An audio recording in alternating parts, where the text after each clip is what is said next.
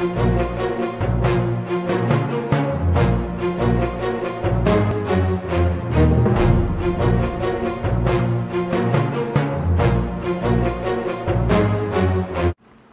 everyone, welcome to the JCast Network. I'm your host, Herman. What does it take to be a judge in a wine competition? We had the opportunity to speak to the judges of the Jewish Week's Grand Wine Tasting and find out what drives them to be a judge. Let's take a closer look. We're on day 2 of the tasting trials. We're doing the reds under 25 and off to a good start so far. And did anything surprise you in your process? Yeah, some of them are coming through with some quite nice flavors. Others are a little bit on the low-end side, but that's the whole point of doing the judging. And do you have a sense of what companies, or you kind of... Every once in a while you get a hint of who belongs to what and what belongs to whom, so it's nice to think, and I think we each have in the back of our minds that we're going to take a look later on and see how correct our thoughts were. Being a judge in this competition is it's enjoyable, but it could be very stressful. Stress isn't the right word. You tell a friend, I'm at a wine tasting, oh, lucky you, nice job you have. This is a lot of work. It really is. It's a tax on your mouth. And when did you get into wine? At my bris, I think. It was shoved in my mouth, and I've been drinking it ever since. And I mean, am I wrong? Yeah. And you've gone through a number of competitions. And how do you prepare yourself to taste all this wine?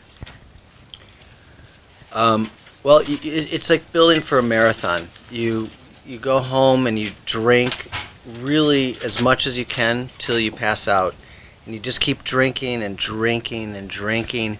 And you got to learn to go through 30, 40, 50 bottles at a time, and it's a lot of training. It's work.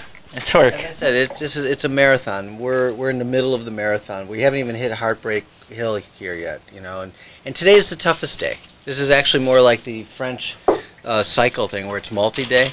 Today's we're all uphill.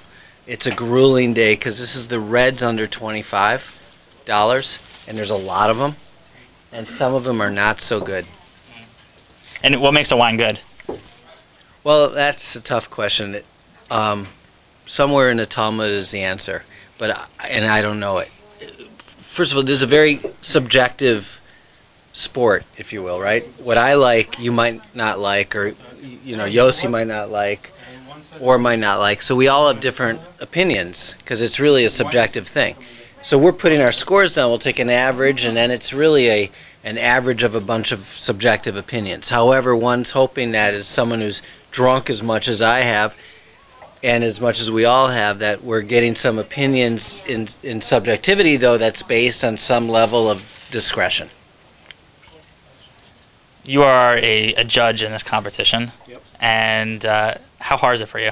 It's pretty hard. I mean, I've tasted a lot of wines in one setting a lot of times before, but tasting a lot of wines at once is actually hard work. You tell your buddies that tasting wine all day, and they're like, oh, I wish I had your job. It's not actually my job. It's my hobby. But going through 50, 60 to 100 wines in one setting and actually trying to get something out of them or score them or get some nuances out of them is really hard. Red wines, the ones that we're tasting today, happen to be the hardest. They have a lot of tannins, a lot of wood in them.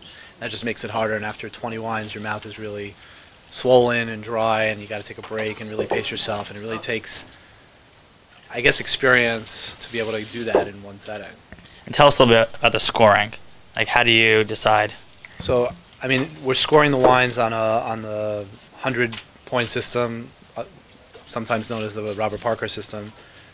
But really, the wines tend to all range in the probably 70 to 100 range, with I'd say the biggest cluster is probably 85 to 95. So it's more like a 20 or 30-point system. But what we do is we break down the wines into which varieties or which types of wines they are. So we're tasting all the cabs together, so they're really judged against each other, and it's more of a sense of of the 10 cabs did you taste, which was the best and which was the worst, and they're really ranked in that manner.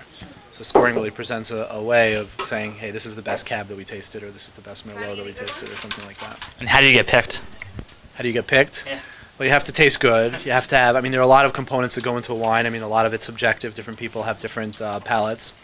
And among the 6 or 7 judges, you have a wide range of people and a wide range of palates. I mean, there are general things that always make a wine better or worse, whether it's, it has to be balanced, you have to have good structure, the various parts of the wine all have to work together, the fruit, the wood, the acid, the tannin, and, you know, when you taste a lot of wines, you begin to learn, you know, what constitutes a better wine from a technical perspective, and then the ones that you like better are the ones that you're obviously going to score higher.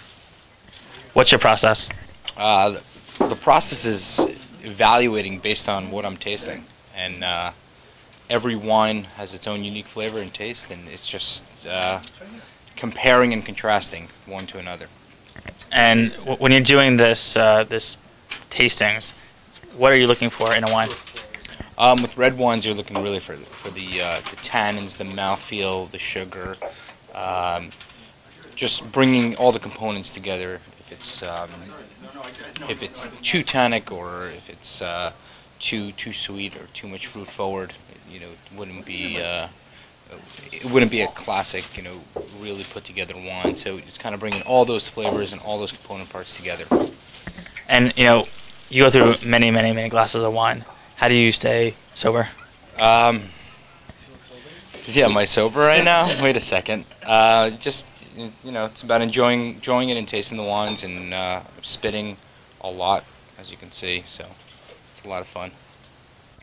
As you can see, being a judge is a complicated task. It's enjoyable, but you have to have the right motivation and skills to pick the best wines. You can learn more about the Jewish Freaks Grand Wine Tasting on March 11th and see the winners at the City Winery in New York City. This is Aron Herman, and thanks for watching.